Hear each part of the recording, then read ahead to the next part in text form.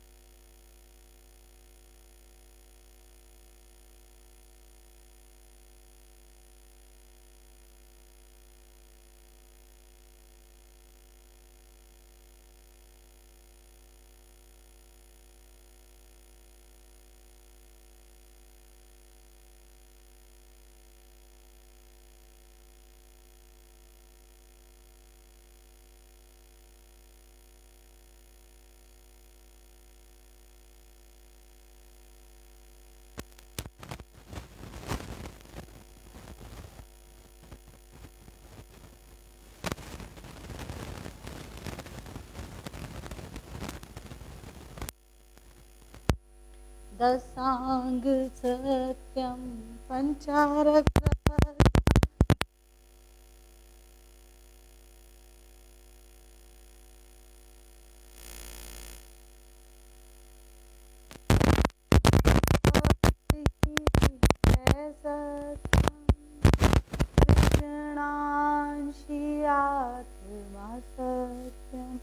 दक्षिणया तत्वगुरु जी की जय।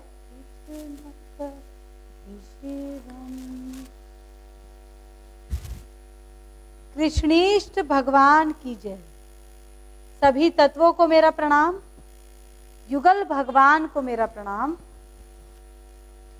कुच्छलियम हांडी को मेरा प्रणाम और लड्डू गोपाल जी को मेरा प्रणाम।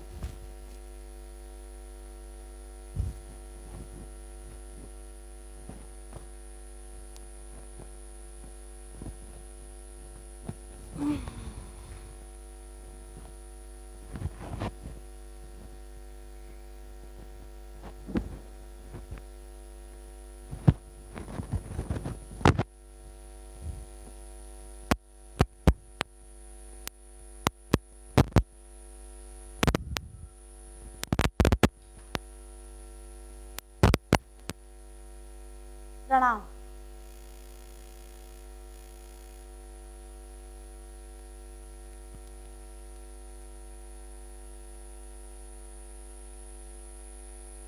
कृष्णीष्ट दरबार अंबाला की ओर से आप सभी को प्रणाम।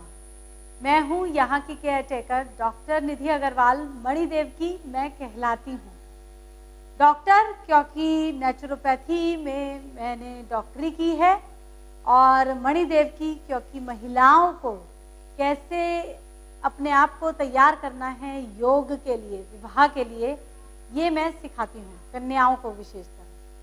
और निधि अग्रवाल मेरा नाम है और ये जिम्मेदारी मुझे सौंपी गई है मेरे गुरु शुक्राचार्य अश्विनी जी द्वारा।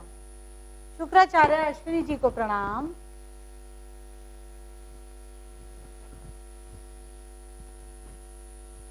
मेरे गुरु शुक्राचार्य अश्विनी जी को के द्वारा मुझे ये जिम्मेदारी सौंपी गई है कि मैं आपको कृष्णांश कथा सुनाऊं। कृष्णांश यानी कि महाभारत के बाद की गाथा। कृष्णांश कथा यानी कि शंखनाद से शंखधुन की ओर जाने की कथा।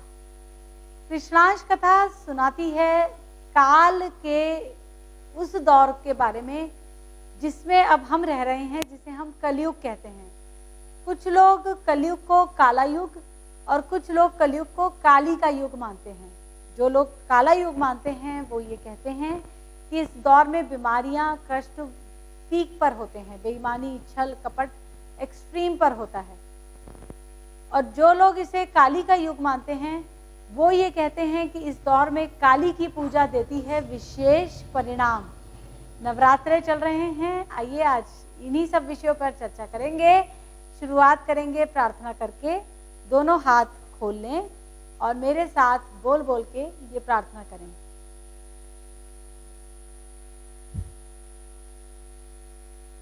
इतनी शक्ति हमें देना माता, मन पे विश्वास कमजोर होना। इतनी शक्ति हमें देना माता, मन पे विश्वास कमजोर होना। अनेक रास्तों में है एक रास्ता, भूल कर भी कोई भूल होना। अनेक रास्तों में है एक रास्ता, भूल कर भी कोई भूल होना। योग्यता जो मेरी बढ़ा दे, ऐसा पथ कोई तैयार तो ना। योग्यता जो मेरी बढ़ा दे, ऐसा पथ कोई तैयार दो ना। ज्ञान पथ जो हमको दिखा दे, ऐसा गुरुद्वार तुम हमको दो ना। ज्ञान पथ जो हमको दिखा दे, ऐसा गुरुद्वार तुम हमको दो ना। श्वास पथ पे जो चलना सिखा दे, ऐसे गुरु की पहचान दो ना। इतनी शक्ति हमें देना माता, मन पे विश्वास कमजोर होना।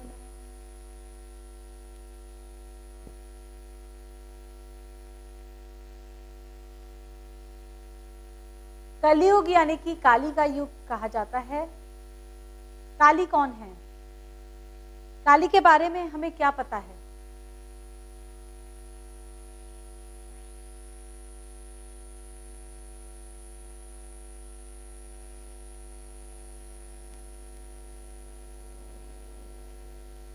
काली वो हैं जिन्होंने रक्त बीज का संहार किया।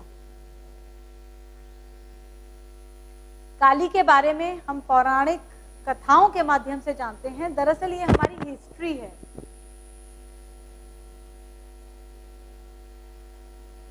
अपनी हिस्ट्री को समझकर हम अपने प्रेजेंट को ठीक कर सकते हैं। अगर हम हिस्ट्री में उलझे रहेंगे और उसी की बात करते रहेंगे तो प्रेजेंट पे से ध्यान हटेगा। प्रेजेंट यानी कि जो अभी मेरी सांस चल रही है, मेरा वर्तमान। क्या है पास्ट, प्रेजेंट और फ्यूचर? पास्ट यानी कि पिछली सांस, जो पहले मैंने सांस ली अभी एक क्षण पहले, वो मेरा पास्ट था। अब मैं उसे बदल नहीं सकती। जो मैंने किया, जो मैंने सोचा, जो हुआ वो हो चुका, वो पास्ट है।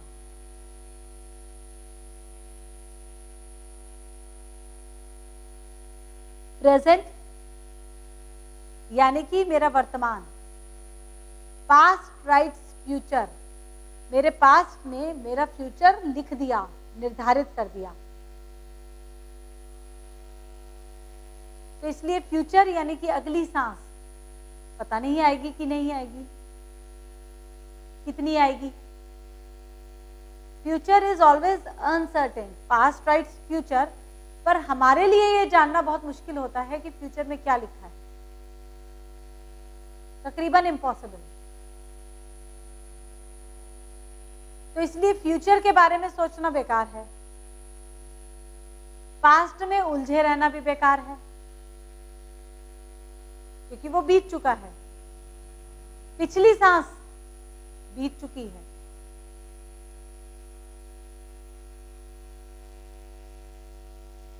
अब बचा मेरे पास क्या? वर्तमान। अभी जो मेरी सांस चल रही है वही मेरा वर्तमान है। इस क्षण जो कर्मफल आ रहा है वही मेरा वर्तमान है। इस क्षण जो सिचुएशन है यही मेरा वर्तमान है।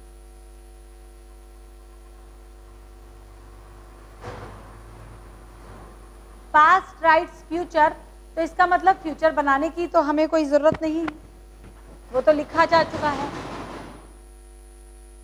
तय हो चुका है।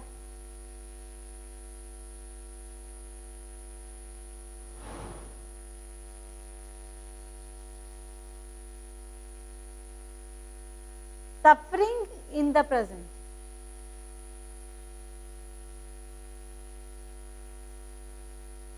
जो सफरिंग, जो परेशानी या कष्ट या एंजॉयमेंट आपके जीवन में अभी है वो प्रेजेंट है आपका। इसको आप भरपूर जिए अगर आप जी सकते हैं तो।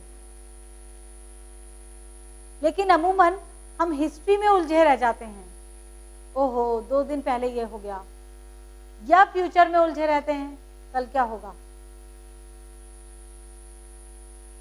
और हिस्ट्री और फ्यूचर के चक्कर में प्रेजेंट छू पता नहीं कहां गया।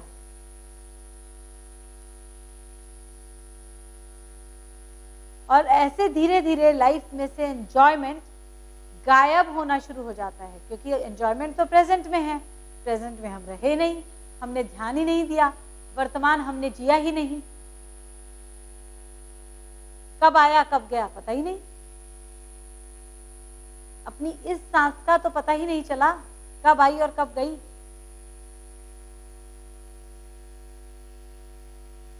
इसीलिए लाइफ में सब कुछ करने के बावजूद लग्जरी नहीं आ पाती, सब कुछ करने के बावजूद आनंद नहीं आता, सुख नहीं आता,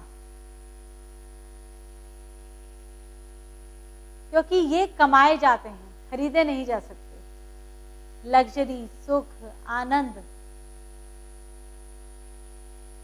कमाए जा सकते हैं, खरीदे नहीं जा सकते। और हम तो सोच रहे हैं कैसे खरीदें, पास्ट बेचकर खरीदें या फ्यूचर बेचकर खरीदें।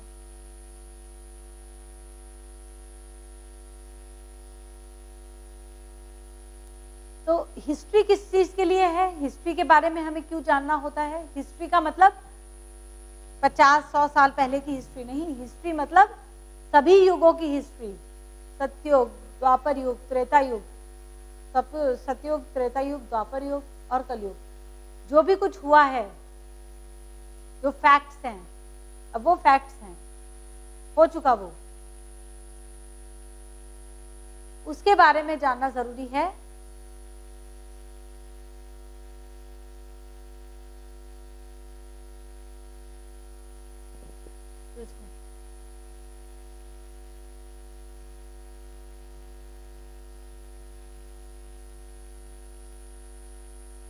क्योंकि उससे हम रेफरेंस लेके ये समझ सकते हैं कि किसने क्या किया और उसे क्या प्राप्त हुआ।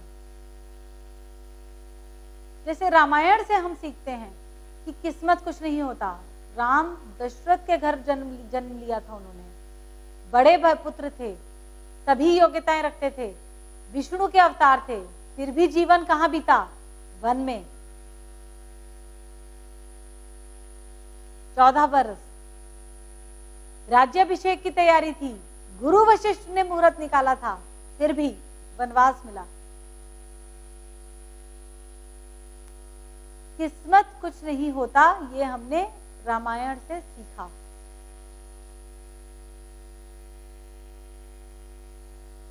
It gets recycled. मैंने अभी रिसाइकलिंग के भगवान कुच्छल जी को प्रणाम किया, उनकी हांडी यहां लगी है।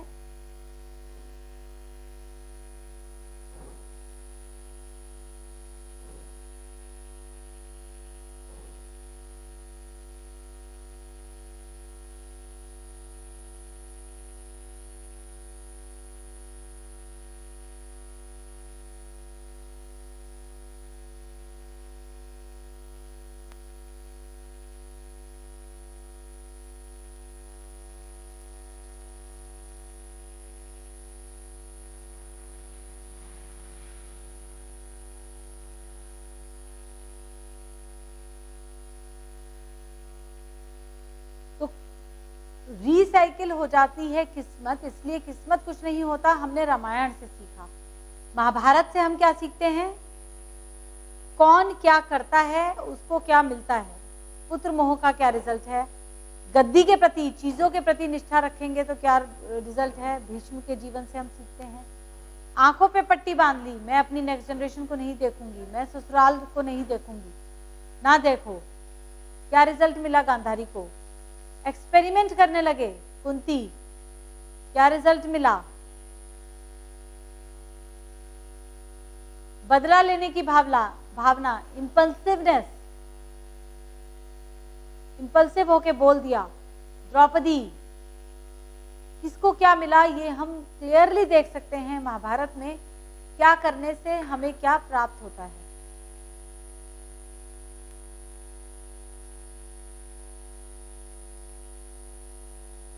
अन्याय के सामने चुप रहना, द्रोणाचार्य। भ्रूण हत्या, अश्वत्थामा। गर्भ में बच्चे की पूरी देखभाल न करना या उसकी ट्रेनिंग पूरी न होने देना, सुभद्रा। सो गई थी, चक्रव्यूह के बारे में जब जानकारी दी जा रही थी अभिमन्यु को, वो गर्भ में थे, तो सुभद्रा प्रेग्नेंट थी, वे सो गई। आधी जानकारी बच्चे को मिली, आधी नहीं मिली, मारा गया।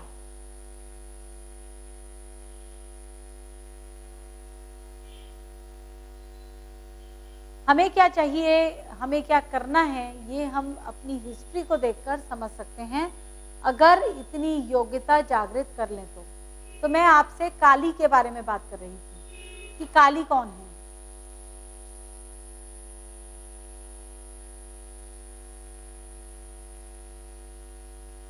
एक रक्त बीज नाम का राक्षस हुआ, उसको वरदान प्राप्त था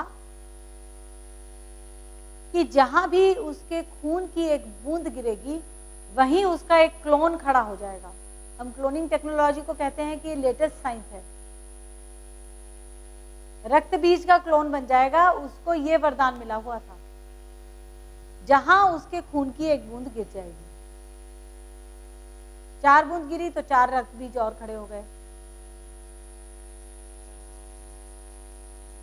तो इस तरह रक्त बीज को मारना तकरीबन असंभव हो गया। अब वो अत्याचार करता था, स्मूथली फंक्शनिंग नहीं चलने देता था पृथ्वी की, सृष्टि की।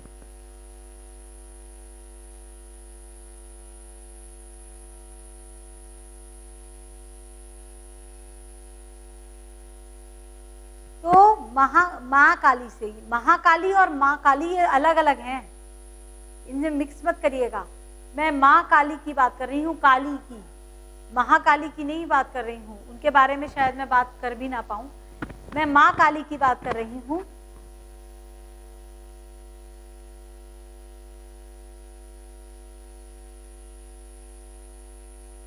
तो काली के पास वरदान प्रार्थना लेके इंद्रदेव गए। विष्णु जी ने शायद उन्हें कहा और इंद्रदेव गए, जो देवताओं के राजा थे, कि हमें रक्त बीज से बचाओ। हमें इतनी क्षमता नहीं, इतनी योग्यता नहीं कि हम उसको मार पाए।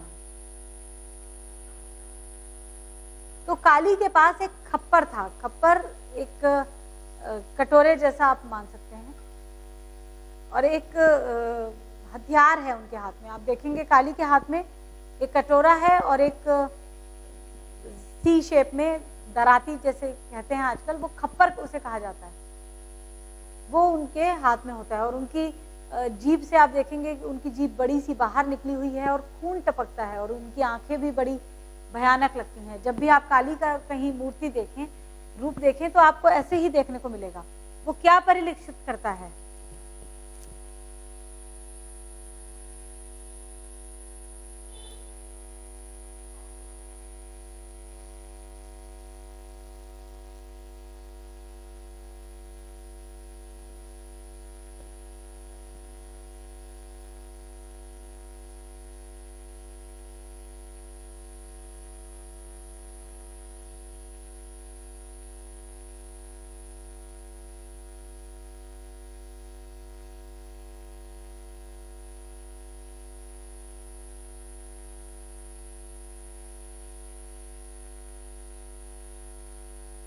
ये परिलक्षित करता है कि उन्होंने रक्त बीज का संहार किया था। तो कैसे संहारा उन्होंने उसको रक्त बीज को मारा, लेकिन उसका एक भी बूंद खून जमीन पर नहीं गिरने दिया।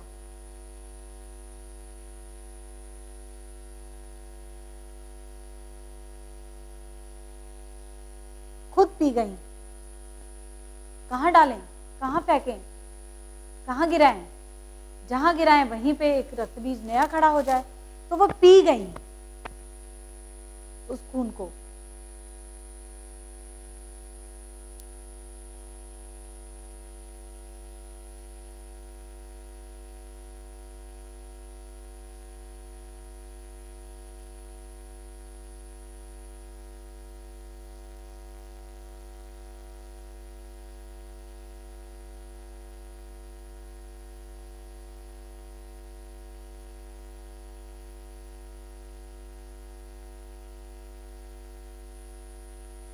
अब रक्त बीज मारा गया, लेकिन उन्होंने जब खून पीना शुरू कर दिया, उनकी खून की प्यास बुझी नहीं।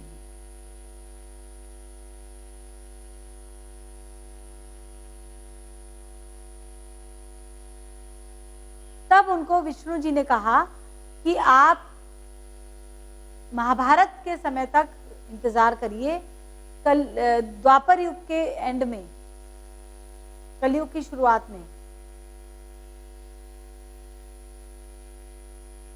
विष्णु आएंगे पूर्ण अवतार बनके, कृष्ण, और तब वे आपको बुलाएंगे। तब तक आप इंतजार करें। तब काली बैठ गई, उन्होंने तपस्या की, अपने आप को तैयार किया। अब इधर महाभारत के युद्ध की इस पृथ्वी पर तैयारी हुई।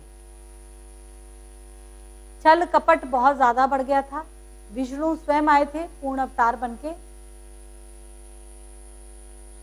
पृथ्वी पर निश्चलता का पसारा का काम शुरू करवाने के लिए, छल के बीज हटाने के लिए। दरअसल क्योंकि छल हटेगा तब निश्चलता आएगी। तो विष्णु के पूर्ण अवतार के रूप में कृष्ण ने सभी काम किए, जो भी कुछ हम जानते हैं कृष्ण ने क्या क्या किया, और फाइनली महाभारत के युद्ध का तैयारी हो गई, स्टेज सज गया।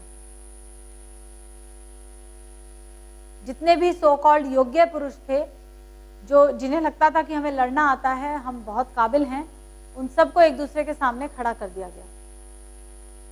दो टीम्स बन गई, ये एक दूसरे को मारो, अपनी तसल्ली कर लो।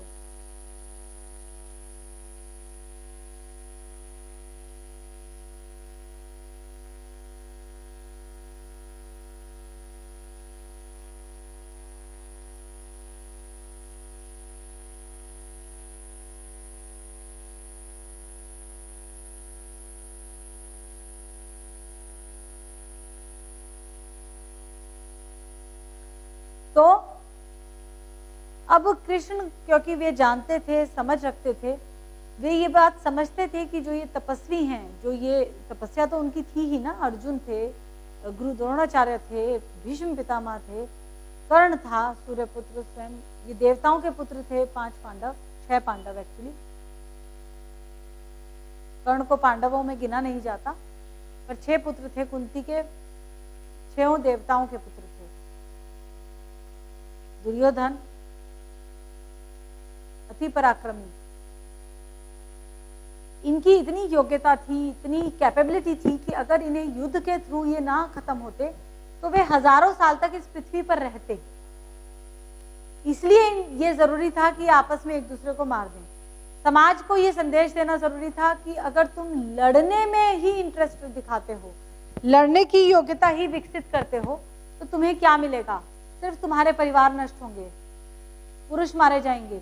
माओ को यह संदेश देना जरूरी था कि अपने बेटों को लड़ना मत सिखाओ, अपने बेटों को यह शिक्षा मत दो कि लड़ने की योग्यता हासिल करने के लिए तुम पैदा हुए हो, तुम योद्धा बनने के लिए जन्मे हो, ये मत सिखाओ अपने बेटे को। यह संदेश देना था माओ को महाभारत के युद्ध के थ्रू। यह संदेश देना था पुरुषों को कि तुम लड़ने चाहोगे तो सामने वाला तुमसे ज्यादा योग्यता लेकर खड़ा हो जाएगा, तुम दोनों एक दूसरे को मार दोगे, क्या मिला किसी को? इसलिए जन्म लिया था क्या? मनुष्य योनि इसलिए कमाई थी क्या?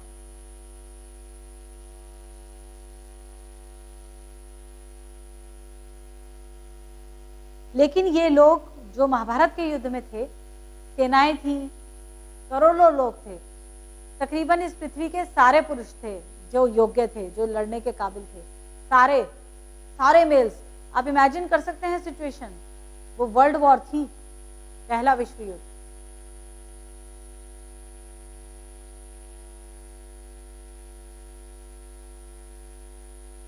तो वो लोग हजारों साल तक इस पृथ्वी पर रहते और मिसगाइड करते सोसाइटी को, क्योंकि वो लीडर्स थे, हस्तिनापुर के कुल के थे।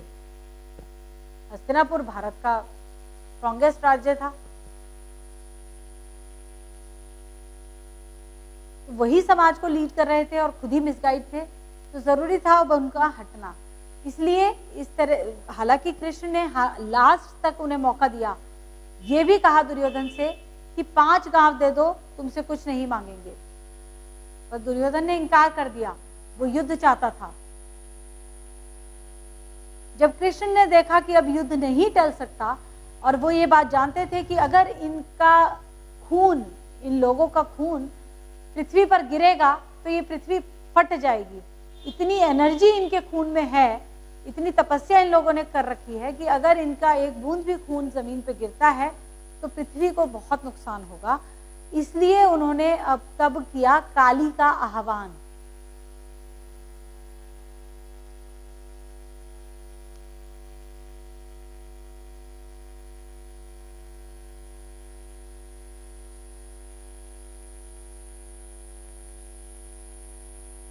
और तब काली आई,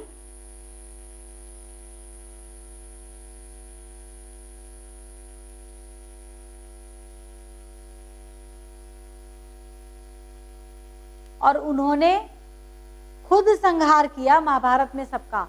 लोगों को लगता रहा हमने एक दूसरे को मारा, अर्जुन सोच रहा है मैं काबिल हूं, भीष्म सोच रहा है मैं काबिल हूं, सब अपने आप को बड़े से बड़ा योद्धा मान रहे हैं।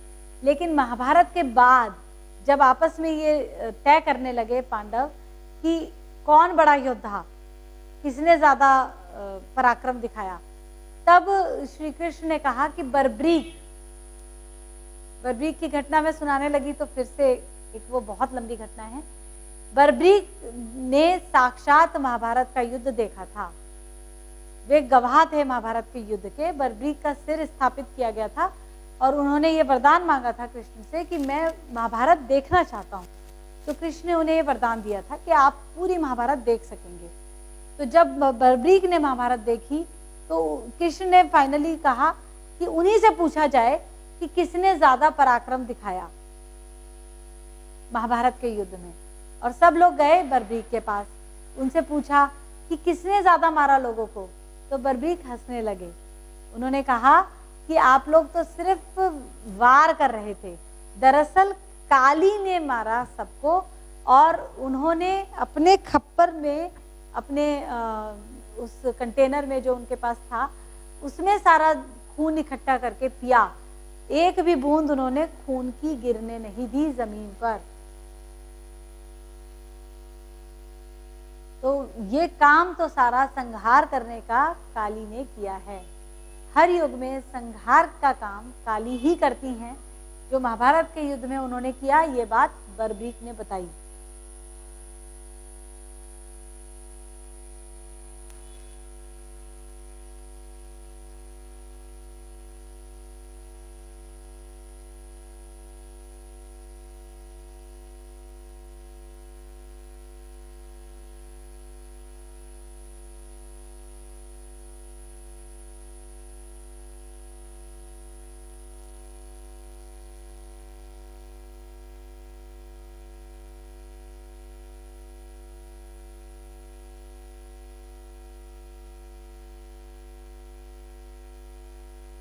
तो निश्चल माता काली का ही कलयुगी रूप है, जो युगल भगवान में समा गई हैं। काली का कलयुगी रूप। तो निश्चल माता की आरती गाते हैं, उसके बाद आगे की कृष्णांश कथा गाएंगे, सुनेंगे। जय जय जय जय निश्चल माता, कुछ ना कर गुरु की तू व्याहता। जय जय जय जय निश्चल माता, कुछ ना कर गुरु की तू व्याहता। जो कोई तुझको है ध्याता, जीवन के सारे सुख पाता। जो कोई तुझको है ध्याता, जीवन के सारे सुख पाता। काली बन कर जब तू आई, रक्त बीज से दुनिया बचाई। काली बन कर जब तू आई, रक्त बीज से दुनिया बचाई। कृष्ण की सुन कर तूने है दुहाई, महाभारत में बूंद खून न गिराई। कृष्ण की सुन कर तूने है दुहाई, महाभारत में बूंद खून न गिराई। परीक्षित गढ़ी में डाला डेरा, निश्चलपुरी का बना वहाँ घेरा। परीक्षित गढ़ी में डाला डेरा, निश्चलपुरी का बना वहाँ घेरा। कृष्ण रुक्मणी ने पाली आराधा, जय जय जय जय निश्चल माता। जो कोई तुझको है ध्याता, परिक्रमा तेरे घर की लगाता। जग भाती मुराद वो पाता, जय जय जय जय निश्चल माता। जो कोई तुझको है ध्याता, परिक्रमा तेरे घर की लगाता। जग भाती मुराद वो पाता, जय जय जय जय निश्चल माता। जग भाती मुराद, मुराद की बात करते हैं, डिजायर की बात आती है, इच्छा की बात आती है, तो भगवान का नाम लेना होता है। Bhagwan delivers desired to deserving devotee. भगवान देते हैं इच्छा के अनुसार डिजायर्ड टू डिजर्विंग डिवोटी, जो डिजर्व करे।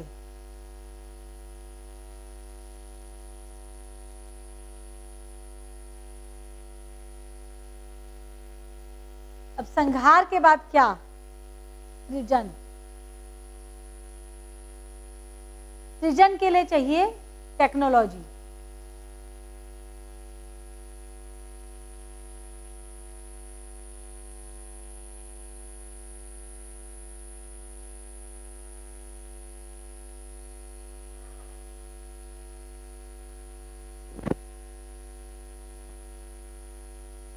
और टेक्नोलॉजी के भगवान उच्छल भैरव। उच्छल भैरव हैं टेक्नोलॉजी के भगवान, जिनका की दरबार लगा है। उनके मंदिर कई जगह लगे हैं उच्छल भैरव के। काल सर्कल नई दिल्ली में एक निश्चल टेम्पल है, वहां उच्छल भैरव के बारे में आपको जो जानकारी चाहिए वो मिलेगी। सृजन का काम करते हैं भैरव और भैरवी।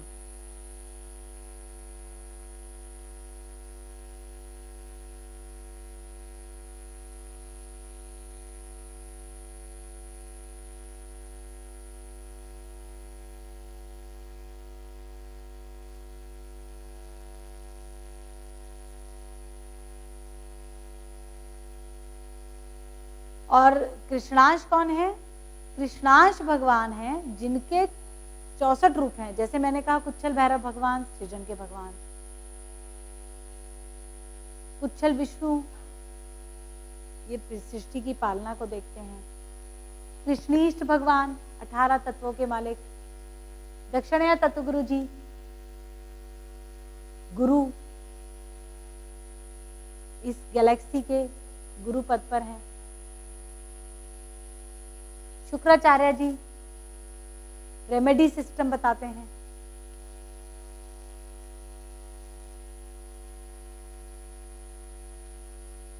कृष्णांश भगवान के 64 रूप हैं, 64।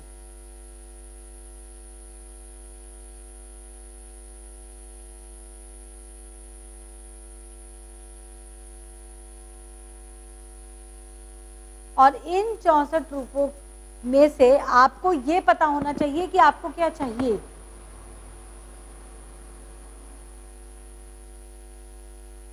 आपकी डिजायर क्या है। मैंने कहा Bhagwan delivers desired to deserving devotee.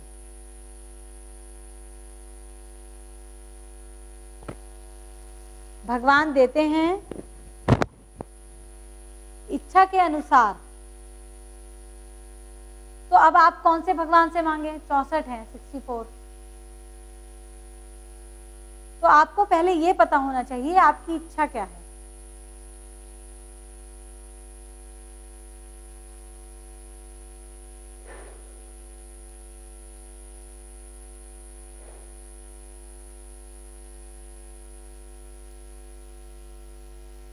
उसके बाद आप उस भगवान की पूजा का प्रोसीजर फॉलो करें डिजर्विंगनेस बनने के लिए। पूजा के प्रोसीजर एक तो हम अभी तक ये समझते थे, धूप जला दी, अगरबत्ती जला दी, आरती उतार दी या कुछ गा लिया। पूजा का प्रोसीजर होता है अपने तत्वों की बैलेंसिंग के लिए। पूजा हम भगवान के लिए नहीं करते, पूजा हम अपने लिए करते हैं। मैं पोयम गाई, मैंने निश्चल माता की आरती गाई। निश्चल माता को क्या मिला? मुझे मिला, गाई मैंने है। अगर आपने गाई है तो आपको भी मिला होगा। तो पूजा को इससे रिलेटेड ये कंफ्यूजन रहता है कि हम पूजा करते हैं भगवान के लिए। पूजा हम कर रहे हैं अपने तत्वों की बैलेंसिंग के लिए, अपने मॉलिक्यूल्स को बैलेंस में करने के लिए।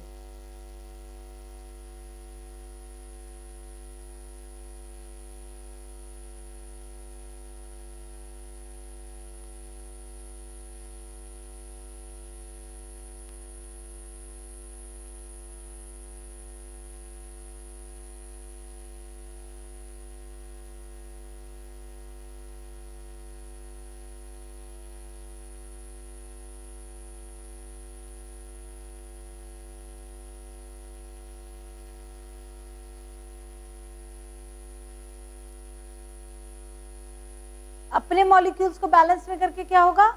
हम डिजर्विंग बनेंगे।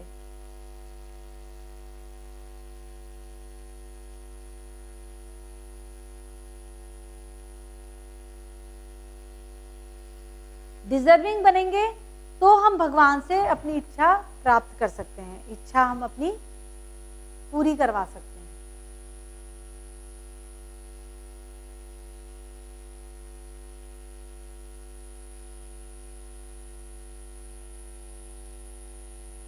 लेकिन जग भाती मुराद, ये 3 शब्द निश्चल माता की आरती में आते हैं जो डिफाइन करते हैं इच्छा को। जो आपकी इच्छा है, जो डिजायर है, वो सोसाइटी के फेवर में होनी चाहिए, सोसाइटी के अगेंस्ट नहीं होनी चाहिए, वरना उसका कई गुना नुकसान आपको हो सकता है। सोसाइटी को बेनिफिट होना चाहिए आपकी उस इच्छा का। आप चाहते हैं मैं बम बनाऊं और उड़ा दूं मैं सब कुछ, नहीं। आपकी वो इच्छा समाज के लिए हितकर नहीं है। समाज और दुनिया 2 अलग अलग चीजें हैं। दुनिया, सृष्टि, समाज, ये अलग अलग कंसेप्ट्स हैं। डिटेल में फिर कभी बात करेंगे। समाज के लिए पॉजिटिव दिशा में होना चाहिए जो भी आप इच्छा रखते हैं। फिर आप भगवान से जो मांगेंगे आपको जरूर प्राप्त होगा, लेकिन खुद को डिजर्विंग बनाना होगा। तो डिजर्विंग कैसे बनना है, ये हम कृष्णांश कथा के थ्रू बात करते हैं।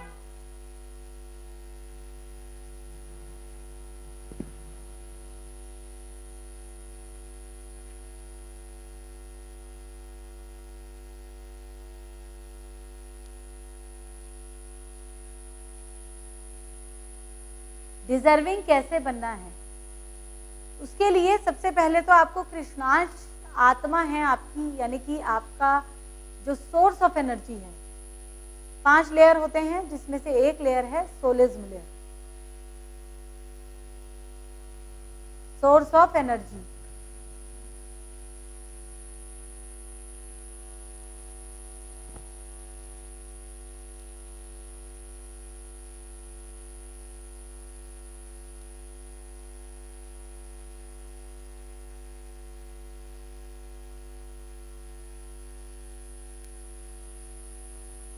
उस जो आत्मा है आपका, सोर्स ऑफ एनर्जी, जो आपको एनर्जी दे रहा है, बैटरी कह सकते हैं आप इसे, वो कृष्णांश है, उसका नाम कृष्णांश है। एक मन है, मेंटल बॉडी, एक फिजिकल बॉडी है जो शरीर है आपका। कहते हैं ना, आप बैठे यहाँ हैं, सोच रहे हैं आप दूसरे शहर के बारे में, तो यानी कि आपकी मेंटल बॉडी वहां जाना चाहती है, वहां उसमें एनर्जी लगी हुई है, और फिजिकल बॉडी यहाँ मिली है। तो आपकी जो आत्मा है, जो आपकी एनर्जी है, सोलिज्म लेयर है, वो एनर्जी आपकी फिजिकल बॉडी को भी दे रही है, यहाँ बैठो, और मेंटल बॉडी भी एनर्जी कंज्यूम कर रही है क्योंकि उसको वहां जाना है। तो आपकी एनर्जी आपको पूरी फिजिकल नहीं यूज हो पा रही, तो आपको यहाँ लगेगा मैं थकान महसूस कर रहा हूँ। 5 लेयर्स होती हैं कुल मिला के बॉडी में। एक फिजिकल बॉडी, ये शरीर हो गया, एक मेंटल बॉडी जिसमें मन आ जाता है, बुद्धि फिजिकल बॉडी का ही हिस्सा है, एक मेंटल बॉडी है। तीसरी है स्पिरिचुअल बॉडी, जो मुझे कनेक्शन देती है ब्रह्मांड से। इसके लिए युगलता मॉलिक्यूल बहुत जरूरी है मेंटेन रखना, अगर मैं स्पिरिचुअल बॉडी को हेल्दी रखना चाहती हूँ, यानी कि अपने पति या अपने पत्नी के लिए डेडिकेशन रखना, और उन्हीं से विवाह करना, उसी पुरुष या उसी स्त्री से जिनसे आप जुड़े रह सकें। और विवाह हो गया है, आप योग में हैं, तो योग में लगातार बने रहें, उसके लिए युगलता मॉलिक्यूल चाहिए। ये स्पिरिचुअल बॉडी आपको प्रोवाइड करती है कनेक्शन। चौथा है सोलिज्म लेयर, यानी कि बैटरी, आपकी एनर्जी। बैटरी मीन्स जैसे आपके घर में बैटरी है, उसमें करंट भरा होता है, इन्वर्टर के लिए बैटरी होती है।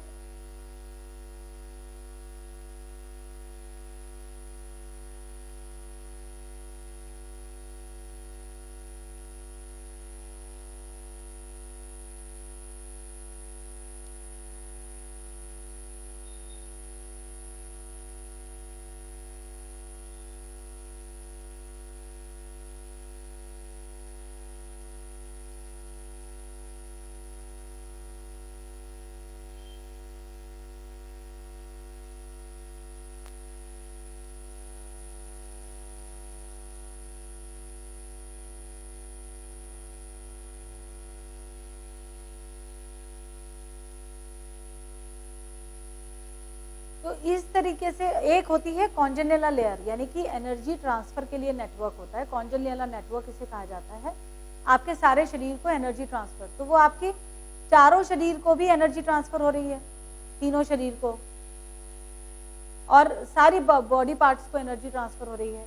तो एनर्जी ट्रांसफर में अगर कहीं कोई डिस्टर्बेंस रहती है, बैटरी में डिस्टर्बेंस आ गई या नेटवर्क में डिस्टर्बेंस आ गई, तो आपको एनर्जी की दिक्कत आती है, ओवर एनर्जी भी हो जाती है, एक्सेसिव एनर्जी, और लैक ऑफ एनर्जी की भी प्रॉब्लम रहती है। तो कृष्णांश है आपकी आत्मा, इसलिए कृष्णांश कथा यही बताती है कि अपनी 5 लेयर्स को कैसे हेल्दी रखना है। और इन 5 लेयर्स का कनेक्शन क्या है? श्वास, सांस। इसलिए जब आप धीरे धीरे सांस लेते हैं तो आपकी 5 लेयर्स हेल्दी होनी शुरू होती हैं, 5 लेयर्स को एनर्जी मिलती है, 5 लेयर्स को न्यूट्रिशन मिलता है, शरीर निरोगी होने लगता है, समस्याएं खत्म होने लगती हैं, टेंशन खत्म होने लगती है। ज्ञान प्यास, कृष्णांश को रहने दे मेरे मन के आस पास। वो क्या कह रहे हैं कि मेरी आत्मा को मेरे मन से कनेक्टेड रहने दो, यानी कि मेरा जो कनेक्शन है 5 लेयर्स का, वो वेल कनेक्टेड रहे। कैसे रहेगा वो? श्वास से। कृष्णांश को रहने दे मेरे मन के आस पास कृष्णांश को रहने दे, मेरे मन के आस पास जिससे मिटती रहे मेरे ज्ञान की प्यास, जिससे मिटती रहे मेरे ज्ञान की प्यास, जिससे बुझती रहे मेरे ज्ञान की प्यास, जिससे बुझती रहे मेरे ज्ञान की प्यास। कृष्णांश को रहने दे मेरे मन के आस पास, कृष्णांश को रहने दे मेरे मन के आस पास, कृष्णांश को रहने दे मेरे मन के आस पास। जय कृष्ण। बहुत ही सुंदर पोयम है, छोटी सी पोयम। इसमें यही कह रहे हैं कि ज्ञान की प्यास, अगर आप ज्ञान प्राप्त करना चाहते हैं, क्योंकि 3 प्रॉब्लम्स जीवन में बड़ी हैं, 3 कष्ट होते हैं हमें, जिसमें सबसे पहला कष्ट है ज्ञान की कमी।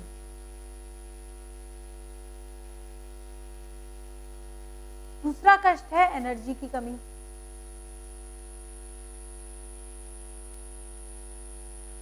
तीसरा कष्ट है डिसीजन मेकिंग की कमी, कि बुद्धि डिसाइड नहीं कर पा रही। ज्ञान है, एनर्जी है, लेकिन डिसीजन नहीं ले पा रहे, करना है कि नहीं करना है। 3 ही कष्ट हैं जीवन में। तो इसमें से 2 कष्ट, और एक्चुअली तीसरा कष्ट भी इनडायरेक्टली ठीक हो सकता है अगर हम कृष्णांश और मन का कनेक्शन, मन है यानी कि मेरी मेंटल बॉडी, और कृष्णांश मेरी आत्मा। कृष्णांश बसे मेरे दिल में, कृष्ण बसे मेरी नाभि में। कृष्ण ये मेरे मन है।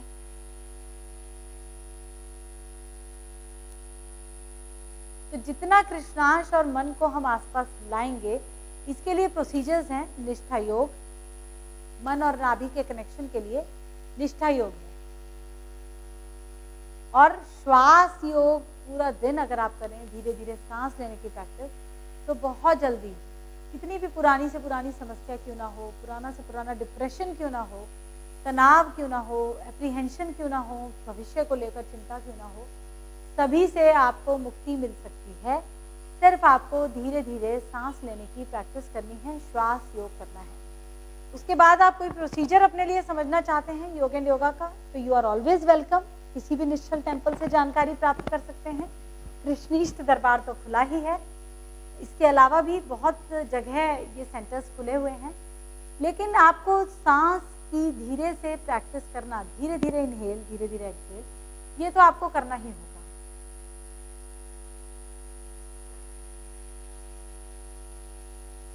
शुरू करते हैं सांस की प्रैक्टिस।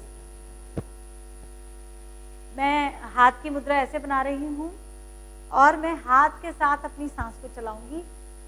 इनहेल करते समय हाथ को ऊपर लेके जाऊंगी, और सांस को धीरे धीरे ऊपर की ओर लेके जाऊंगी, यानी कि इनहेल करूंगी। जब मुझे लगेगा कि मैं इनहेल कर चुकी, पूरी सांस मैंने भर ली, तब मैं एक्सहेल करूंगी, यानी कि मैं सांस को धीरे धीरे छोड़ना शुरू।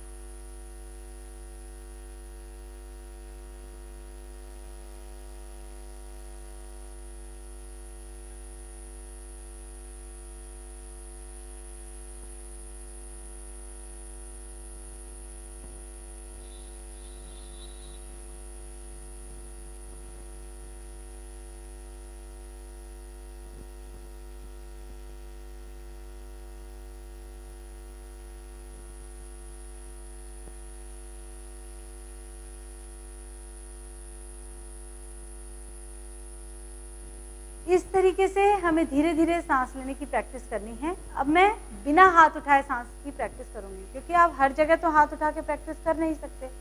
और वैसे भी अगर आप धीरे धीरे सांस इनहेल और एक्सहेल की प्रैक्टिस करते हैं बिना हाथ उठाए, तो आपको इसका काफ़ी बेनिफिट होता है। इसको ये पूरा दिन आपकी जो सांस प्रक्रिया है, जो आपका ब्रीदिंग प्रोसीजर है पूरे दिन का, वो ठीक होना शुरू होता है। जब आपका ध्यान नहीं भी है, मान लीजिए आप अपने काम में लगे हैं, आपका ध्यान आपकी सांस पर नहीं है, तो भी वो थोड़ी धीरे चलनी शुरू हो जाती है। जब आप इसकी नोइंगली प्रैक्टिस करते हैं, जैसे 10 मिनट सुबह 10 मिनट शाम आपने प्रैक्टिस की, तो आप जब आप नहीं भी प्रैक्टिस कर रहे हैं दोपहर को सपोज, तब भी आपकी सांस थोड़ी स्लो चलेगी। तो इसका बेनिफिट आपको पूरा टाइम मिलता है जैसे जैसे आप प्रैक्टिस बढ़ाते हैं। जब भी आपको मौका मिले, आराम से आप बैठे हैं, खाली पेट भरे पेट, रात दिन कोई दिक्कत नहीं है, आप इसी तरीके से सांस लेने की प्रैक्टिस शुरू कर दीजिए। तो ये जो नया समय चल रहा है, सृजन का समय चल रहा है, कलयुग का दौर चल रहा है, इनके क्या मतलब हैं इस दौर में? जैसे कोरोना पीरियड आया, बहुत लोगों को मेंटल हेल्थ की प्रॉब्लम्स आई, क्योंकि लोग समझ नहीं पाए ट्रांजिशन क्यों है, ऐसा कैसे हो गया, क्यों हो गया। तो ये सब समझने के लिए अपने पर्सनल कंटेक्स्ट में आप किसी से पूछेंगे, वो अपने बारे में बताएंगे, अपनी समझ से बताएंगे। अगर आप खुद से जानेंगे तो आप अपने लिए सॉल्यूशन निकाल सकते हैं। इसके लिए भी श्वास योग आपको बहुत हेल्प करेगा, अगर आप धीरे धीरे सांस लेने की प्रैक्टिस करते हैं। मैं एक सांस और लेके दिखा रही हूँ, फिर कृष्णांश आते हैं।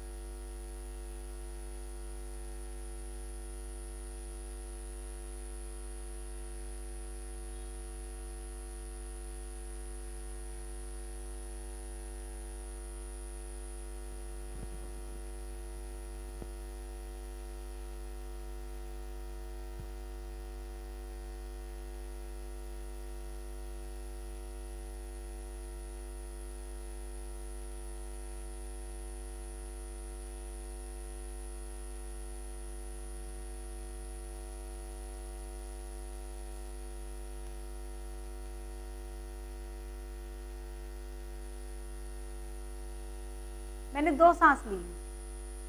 अब हम कृष्णांश आरती करते हैं। आत्मा वो ही तो रथ है जिस पे मन होता है सवार। आत्मा वो ही तो रथ है जिस पे मन होता है सवार। तन वही तो नाव है, बुद्धि जिसकी है पतवार। मन है गठर कर्म फलों का, समय से पैदा होता विचार। मन है गठर कर्म फलों का, समय से पैदा होता विचार। बुद्धि ही फिर दिशा दिखाए, नाव को जैसे चाहे नचाए। ना भंवर में ना फंस जाए, इतना तो कर लो इस बार। तुम गठर जो हो लाए, उसको तो कम कर लो इस बार। पैदा हुआ जब बंद थी मुट्ठी, जाऊं जब खुले रहे नहा। जो लाई हूँ खर्च है करने, बढ़े ना माँ तुम देना था। दुआ तेरी बस यही अपेक्षित, दिशाहीन ना हो जाए जीवन। श्वासों में निपटे ये गठर, बचे न रह जाए इस बार। आत्मा वो ही तो रख जिस पे मन होता है सवार। बोलो कृष्णांश भगवान की जय, कृष्णेंद्र भगवान की जय, कुच्छल यम की जय, कुच्छल भैरव की जय, शुक्राचार्य अश्विनी जी की जय, कृष्णीष्ट भगवान की जय, दक्षिणया तत्वगुरु जी की जय, युगल भगवान की जय, श्री शिव भगवान की जय, निष्ठा देवी की